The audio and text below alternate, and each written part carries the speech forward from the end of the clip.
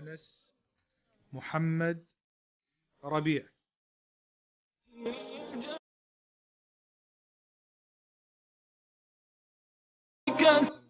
السلام عليكم ورحمة الله وبركاته.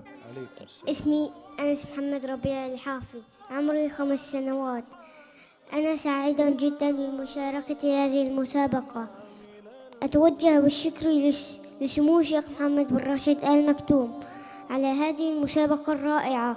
إن المتقين في جنات ونعيم فاكهين بما آتاهم ربهم ووقاهم ربهم عذاب الجحيم. حسبك. السؤال الثاني، اقرأ من سورة. أعوذ بالله من الشيطان الرجيم. بسم الله الرحمن الرحيم. عما يتساءلون عن النبأ العظيم الذي هم فيه مختلفون. كلا سيعلمون ثم كلا سيعلمون. ألم نجعل الأرض مهادا والجبال أوتادا وخلقناكم أزواجا وجعلنا نومكم سباتا.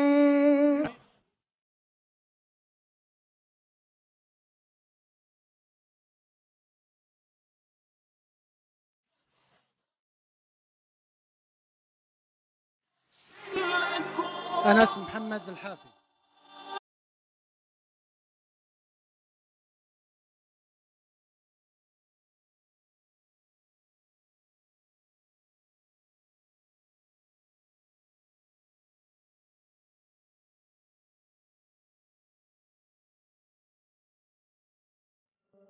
نرحب بالطالب أنس محمد ربيع الحافي من سوريا. استاهل.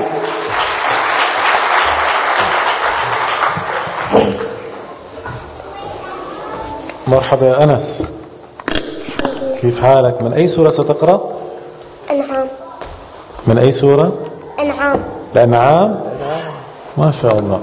ستقرأ من سورة الأنعام، وهذه السورة يعني لا يقرأها إلا إن كان يعني حافظ لكتاب الله ومتمكن. فتح الله عليك. طيب تفضل يا أنس، اسمعك. أعوذ بالله من الشيطان الرجيم. بسم الله الرحمن الرحيم. وإذ قال إبراهيم لأبيه آزر أتتخذ أصناما آلهة إني أراك وقومك في ضلال مبين.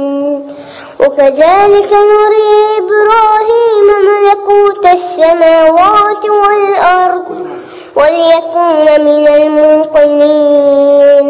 بارك الله فيك. بارك الله فيك. شكرا جزيلا يا أنس محمد ربيع على هذه التلاوة. ما شاء الله عليك، فتح الله عليك، يعني أدهشتنا بهذه القراءة. بالنسبة لعمرك أصغر متسابق في المسابقة، متسابق وأروع متسابق ما شاء الله. فتح الله عليك يا أنس. يعني بالنسبة لعمره الأداء ممتاز جدا. في من سوريا أصغر متسابق في هذه الليلة، الله يحفظه من كل مكروه إن شاء الله.